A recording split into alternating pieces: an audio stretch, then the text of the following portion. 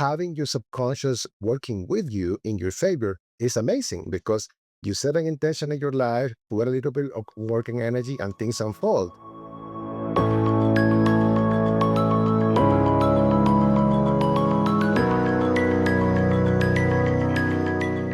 Welcome, everybody, to the Oracle Podcast Spiritual Stories. Today, I am very excited to talk to my friend Roberto Jativa, who's based in Ecuador and who's also on the Oracle platform and who's been practicing for a very, very long time, over 24 years. Roberto is a quantum healer, he's a channeler, he's a spiritual counselor, and just an all-around great guy. So it's a real pleasure to have you. Thank you for coming, Roberto. Thank you for having me. I'm very happy to be here today. Lovely. Roberto, for those that don't know you, maybe if you can introduce yourself a little bit and really tell us what it is that you do these days when it comes to your spiritual practice. Yeah, well, my name is Roberto Jativa. As Bueno said, I'm in Ecuador, and I basically work remotely with people from all over the world. The main focus is on one-on-one sessions where I get into a state of trance and I help people to identify those blockages or areas of their lives that are not flowing well. It could come from trauma from childhood, past lives, or recent experiences in every possible area: love, relationships, work, career, spirituality. So wherever we find a blockage, we work through those different limiting beliefs and traumas and blockages, and the person can feel a difference and start shifting their reality. Also, I offer online courses related to topics such as learning how to be in a healthy mental energetic environment, learning the tools to avoid being a psychic sponge, for example. The other courses are about healing your love relationships so you can attract a soulmate. A lot of people are alone for a long time or are settled into relationships that are not really matching that level of depth. So we work through those areas and they can open up to deep love, a deep connection. And also in terms of money, a lot of people sabotage their money situation because they have bring from past lives vows of poverty, vows of not having money, power, success, or being low profile for spiritual reasons. So if we find these kind of blockages or any trauma or problems from family, we can clear that and the money starts to come more easily and spontaneously. So that the main focuses are that. And in the past, I did the spiritual retreats here in Ecuador. I haven't done it because I became a dad and I've been focused more on my experience as that. But in the next year, I will start offering again my spiritual retreats here. And they are very powerful experiences where I mixed the therapies that I do with plant medicine. So I will be sharing that information further. Amazing, amazing. And who wouldn't like to visit you in Ecuador? Sounds great. So, Roberto, talking about that, I know you've lived in a few different countries. I'd love to have a look at your entire life, and see how somebody really gets into this kind of job and why it is that you got into this industry. So maybe if you could take us back to kind of your early days, your childhood. Where did you grow up and what was your childhood like and what were the beliefs that were instilled in you as a little boy? Well, I come from a family of 5 children. I'm the second one. We are 3 guys first and then 2 girls after. So at the beginning, for a long time, it was only the three of us, the 3 guys. And I would see my other brothers playing outside soccer or anything. And I was reading books about telepathy and mind control. I was practicing with my cat telepathy and giving the cat instructions. Like I was always drawn to these kind of things that are more, let's say, different to the traditional. And I also remember having astrology books and numerology books and things like that that I was very attracted. So my mother was supporting all of that. She will help me to get the different information more accessible. She introduced me to meditation in a very young age. She used to practice meditation and also yoga, hatha yoga. I used to practice yoga also as a very young boy. But my father was very different in that regard. So I always felt that energy of judgment, criticism from him, that he would prefer that I would be more like a soccer or playing outside the whole day and not be so into the sex. So having those two elements, I felt growing up a little bit of this connection with my father and more connection with my mother, who was more supportive in that. Now, I was born with an ability to read mental and emotional states from people. So from a very young age, I was able to know if people was lying to me. Like, for example, as a little boy, old ladies could tell me, "Oh, such a little boy," but they could feel an energy that was not really the energy they were trying to say. So because I was a little overweight, I would feel that energy of judgment. These parents are making these kids so fat, it's like that energy of judgment and disapproval. Mm. So I could feel that kind of energy. And it was uncomfortable because I was feeling like people was always lying, was not always saying the truth. They will always say things that could sound nice, but really not what they meant to say. And that over the years, it inspired me to be a little bit more isolated from the world because I could feel easily people lying or, being fake or superficial. So that was an aspect that I had to work on myself when I was older to really be more comfortable in the world because I was inspired to the opposite, to be more on my own, isolated and not really be present. Moving forward in life, I was, as every kid, trying to fit in the model society. I was looking for approval, looking for a sense of accomplishment. In my country, unfortunately, there was no much information about these courses and trainings. I remember, for example, Argentina was very advanced with astrology and things like energy healing, way more than us. So for us, it was very difficult. So I had to really start taking little courses here and there over the years when I was finding something. I started with Reiki, level 1 and 2. Uh, Unfortunately, When with you were Reiki, I got very 5 years sick. old, you said.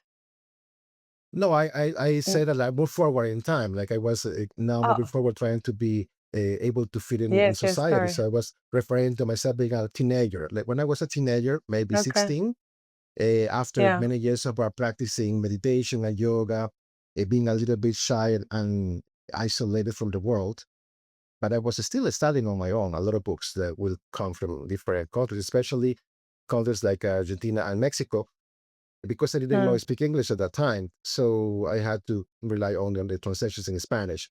So when I started practicing Reiki, I noticed after 2 years of practicing with friends and family that I always will feel that I was taking on the energy from people. And I was not matching with Mm. what I learned. They told me the energy goes from you to the person. You're a channel that flows, but it never flows back. So my reality was different. I was sucking all the energies, emotions, the sick energies. I will feel the aches in my body where the person was feeling the aches before. So it was very, very Mm. vivid for me. And I took like a year break of any energy healing work because I felt a little bit traumatized by the experience. I felt very depressed. Took on energies from depression from people. And I was very confused because I always felt why I have all these different tools available to me if I am so vulnerable, so sensitive to these energies, and I cannot really move forward into this world. So after a year of taking Yeah. a break, taking care of my health, I lost 35 pounds. I was very skinny because I was really feeling sick in many ways. I got depression, as I said. I Mm. got some digestive problems as a result of that. So after that, I found a course that was from a different school system. And this tool was teaching people how to be efficient on disconnecting energetically from the clients after doing a healing session. So that caught my attention. They emphasized a lot on that. Yeah. And I took that course. And I noticed a difference. I noticed, okay, if I do these things, like removing an energy core from the person, like creating myself, my aura field after the session from the interaction that we had, I felt more, let's say, again me, because I could start thinking and feeling the energies of the person way hours after the session before, and it was something unnecessary. So I learned kind of a disconnect, and in that way, it helped a lot. But still, I will start feeling in my hands a little bit of problems like arthritis, like I could feel my bones, a lot of aching in the joints and things like that because I was doing a lot of hands-on work. And when I had the opportunity to go to university, I was not sure. I remember telling my mom, who was a psychologist, Mom, what do you think? I should study psychology because I feel called to work with people. Or there is another thing that interests me a lot, which is business, marketing, sales, business. As I say, oh, no, you need to take business because that will bring you more opportunities in this world. And I thought, okay, I was like a Mm. 50-50. So I took that career. I graduated from business in university and I took a traditional career path in corporate. And it was a good experience in the sense that made me feel grounded, made me feel that I accomplished some structure, that I accomplished some things that will Mm. bring some approval from my parents, approval from the world, because I needed that at that time. I was already tired to be a weirdo, so different from most people, very different guy. So having all those accomplishments helped me to feel again like a more normal person. And then I married, Yeah. and with my wife, as soon as we married, we applied for a program in the US, and we went to the US for 3 years. And she was studying an MBA program, and I was with a visa for be able to work. So I was working in corporate. And I can tell you, I never hated a job so much like that job in Chicago, because I felt that even though I was earning good money, I was having a comfortable life, I was having all the things that people might say is ideal, but I was feeling very empty inside. So Mm. for some recommendation, we got in touch with the lady who wrote certain books and found the school where I studied after. Her name was Amora Kuan Yin, and the school was called Dolphin Star Temple. And it's Mm. interesting because I wanted to reach out to her, but it took me 6 months to do that. I was so nervous sitting about trying to call her. There was a resistance. And that's interesting that I learned that Yeah. then after when you are ready to have a breakthrough in some way, there's a part of you that resists that, and it makes you, Mm. Yes. delay the process. So it was almost Christmas, and I called her and I got the appointment, and it was amazing. I never was the same after that. My life changed immediately because she worked on levels that I never imagined. She worked on levels of clear for me things like dark entities that were really clearing in my field, negative thinking, negative talking, self-destructive behavior, addiction to food, addiction to sugar. So it was stalking me in a low frequency. And when she removed those entities, I felt like, first of all, I cried of happiness. I was feeling like something so heavy was released out of my field and my body. And I felt so different after that. So I felt very intrigued about her work, and I started working with her sessions weekly for a while. And I got into a very good momentum of healing. My childhood was a lot of a need for healing because my father was very physical abusive. So I was holding into a lot of anger, resentment, rage. And something important as an older man, I was rejecting the masculine archetype because I was rejecting my father. Mm. And by doing Yeah. that, I was also rejecting good things about the masculine. So she helped me to integrate all of that and heal that. And in terms of the love area, my parents were very busy people. So we grew up, all of us, with a nanny. We thought at some point that our nannies were our parents. So Wow. I would call my mom, or when I was 3 years old, I would call her Miss Jativa instead of calling her mom. I thought really, I thought my mom was the nanny. So having that abandonment affected me as well as Mm. a child, and I had to do a lot of healing on that with her. So at some point, she said, I'm gonna offer a class that is an introductory class for the healing process that I teach. And you have been a healer in past lifetimes. I never shared with her that I already knew working with crystals and energy and Reiki and all of that. I never shared that with her. So I think that it will be good for you to learn the tools. If you decide to take this as just as a tool for your life, it's good. Otherwise, maybe you can consider doing this on a professional level. And I remember I had to do a lot of things to make it happen because it was 2 weeks in Mount Shasta and I was living in Chicago. So leaving work, leaving Mm. everything to be able to be away for that time. And it was Yeah. amazing because it was a very intensive program where we were from 8 to 6. And in those 2 weeks, I decided, okay, I'm going to dedicate my life to this. And I'm not going to go back to corporate. But it was a process. So I decided just to continue Yeah. taking the courses, to continue practicing. And at some point, when I felt confident, I started offering one session a day at 5 p.m. My job finished at Mhm. 4, so I was able to offer that appointment at 5 p.m. Nice. Monday to Friday, and Saturdays, one at 10 a.m. When I feel those spaces, I felt, okay, I think I can now quit my job and move on.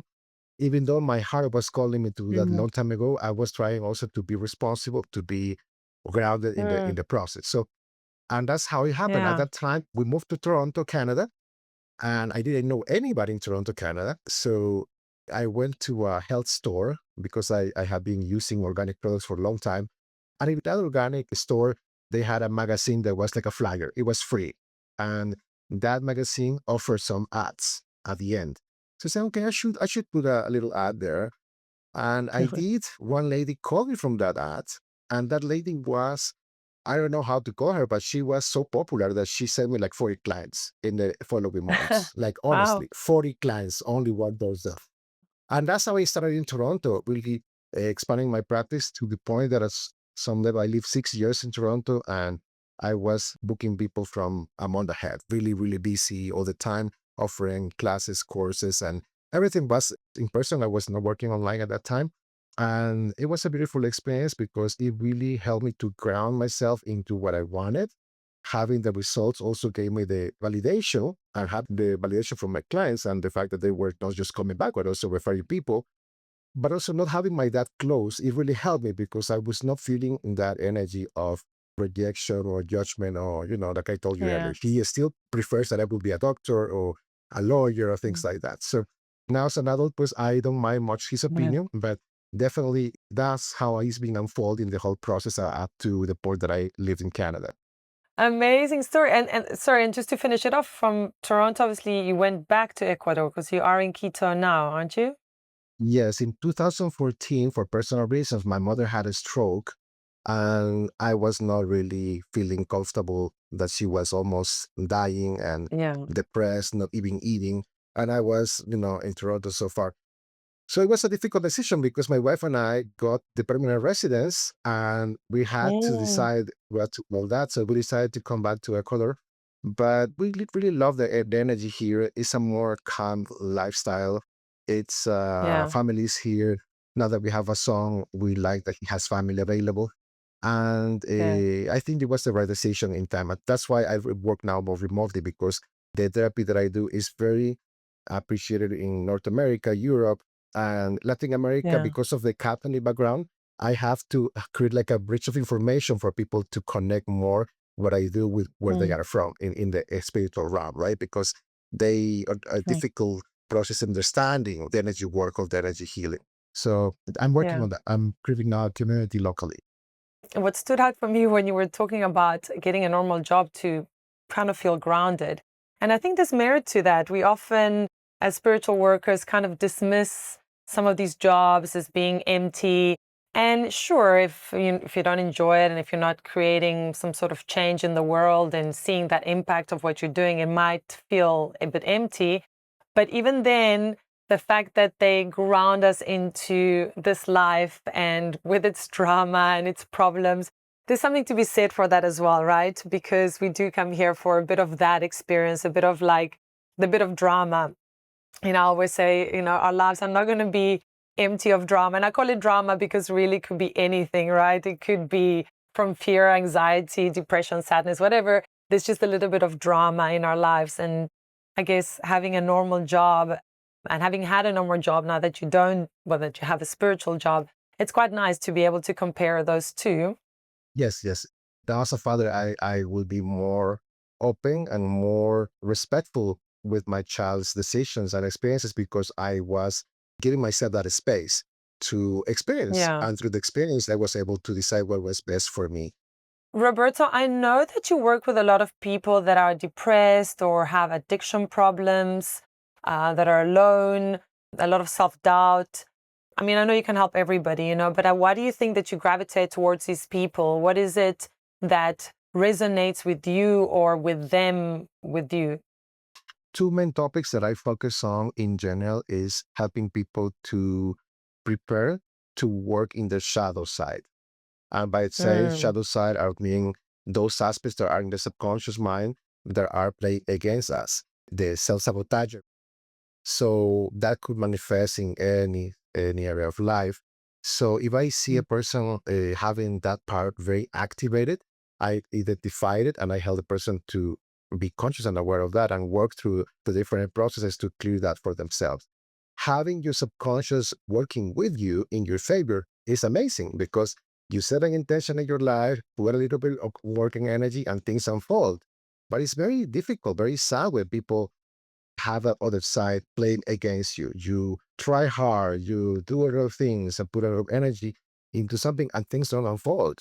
So working on that level, I think is my most gratifying aspect of work because I feel and seeing people the shift and how happy they become after the blockage is released and they can start unfolding their lives where they want. Yeah, absolutely. And I know that, I mean, from what I know you, we don't know each other that well, but you seem to be a really self-standing citizen. I mean, for you, integrity is very important, doing the right thing. I know you're a great dad and you have a lot of values that I think people really resonate with and would like to have from a spiritual practitioner, which is one of the reasons we accepted you into Oracle, because we look at that as well. I mean, we really look at the intention of the person and the quality of the person, because we want people of integrity as well. And I read some of the comments of men enjoying working with you as well. So I can see that. I can see how that would work well. And is there a particular client that had a transformational story that sticks with you that you maybe would like to share with us? Yes, I recently posted a beautiful interview with one of my most successful cases. Her name is Aspasia, and she's a lady from Toronto, Canada, with great background, who healed from stage 4 cancer. And when I met her, her whole life was really complicated at work with her in that time husband, but they divorced after that with a lot of challenges in that relationship. She was just notified about the cancer situation. And on top of that, she was having issues on personal level with her brother and mother. So it was very complex. And working with her from that moment in her life that was very congested and full of challenges, into seeing her now completely peaceful, enjoying life, healthy, because after she was Mm. 3 years on work and she was healed from cancer, she's having a very good health since then. We're talking about we met in 2017, we worked together until 2020, and it's 5 years after, and Mm. she's very healthy.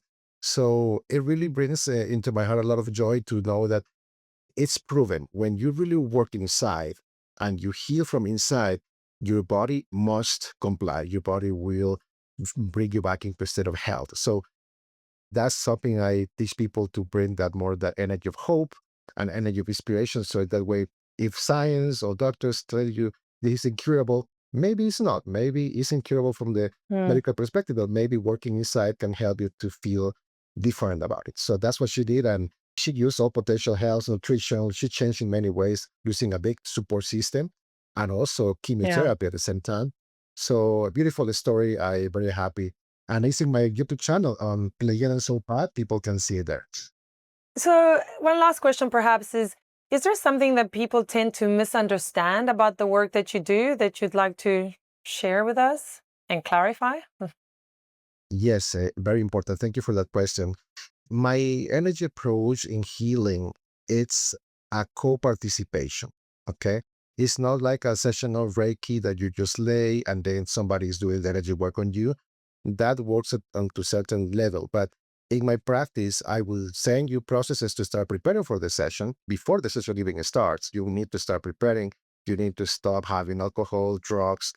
You need to start focusing on some breathing techniques to start clean the energy and activating the energy before. Once we go into the sessions, then I will teach you some techniques to start working through sessions, to start working with your mental states or emotional states. Depends on the person what they need, but I will be sharing tools each session at the end and recommending those exercises. So there is a little participation of the client. And if the person is looking for something that is less active on the end, probably I'm not the best fit for them. I look for those who are really committed and engaged and really want to go deeper into the next level in their life and transformation. So I would say that's a very interesting aspect that define me from other healers. Yeah, absolutely. And I have to say that we have done a session together, which was incredible. Back in the day, it was sort of a test session, or I think it was a session that we had even after you had joined, because you had done the test session with somebody else. Oh, I can't remember. But it was, yeah, it was certainly very different. And so it's absolutely pouring here. I don't know if you can hear the rain. It's with the stormiest days, and we just had thunder and lightning. It's actually beautiful. Yeah, but going into spaces that I don't know how else people can access those spaces, right? And this is the beauty of the some of the work that we do here at Oracle as well, is you can't access that part of you unless somebody like you can guide them. Of course, a person always does it by themselves. You're just a guide, but it's difficult in our knowledge of what we know about ourselves to access those parts of ourselves. So you as the guide, I remember in that session taking me through the different aspects of myself, really, and the connections that I have with different family members and all the exercises that we did that are very symbolic but very real as well, in terms of cutting some cords or cutting certain beliefs, really letting go of some limiting stuff in very descriptive ways that were actually very profound. So it was beautiful. So thank you for that. It still resonates with me today. And yeah, if you would maybe like to say anything, any parting thoughts, anything that you would like people to know about you or about themselves. Well, just an invitation for all our community to realize that in life we're here to experience. We're here to live the life full and to make mistakes. And through those experiences, maybe we're going to have situations that left some residues, some blockages, some traumas. But our spirit is free. Our spirit is meant to be really open to everything. And when you're living a life that is safe, or more secure or more protective or more limited, you're not really doing what you're supposed to do in this reality. And you're living a life that is probably going to avoid some challenges or difficulties or be triggered or being out of your comfort zone. But at the same time, you're not going to be really connected with that passion, with that creativity, with that, drive for living and doing many things in this world. So I invite you to explore that. If you feel that something is incomplete in your life, something needs to be healed, something needs to be identified, needs to be cleared and healed so that you can reconnect with that potential that we all have, but sometimes we don't even realize. Then we have 70 years and then we think, oh my God, my life is over and I haven't done this and that. And I know that because I do have older clients and they have shared things like that with me. So since you're still, most people able to do something in the here and now, why not, right? Why not trying and having an experience and being able to notice a difference? Absolutely. Couldn't agree more. I think that life is here to really be lived and enjoyed and lived to the fullest. And absolutely seeing somebody like you, honestly, I do think that makes our life richer, deeper, and more joyful, more fun at the end of the day. We really don't want to get to the end of our lives and figure out that we wasted it. We're here to have a good ride. But thank you Absolutely. so much, Roberto. It's been an absolute pleasure. Thank you for sharing your story and really thank you for doing the work that you do and helping so many people. It really makes a difference. Thank you, Bueno. I'm very happy to be part of the Oracle family, and I hope this little story can inspire others. If you are looking to be a healer, well, there is chance for you to be a healer. And if you are happy where you are, but you need some assistance, then I'm available to support you in any way I can. Thank you.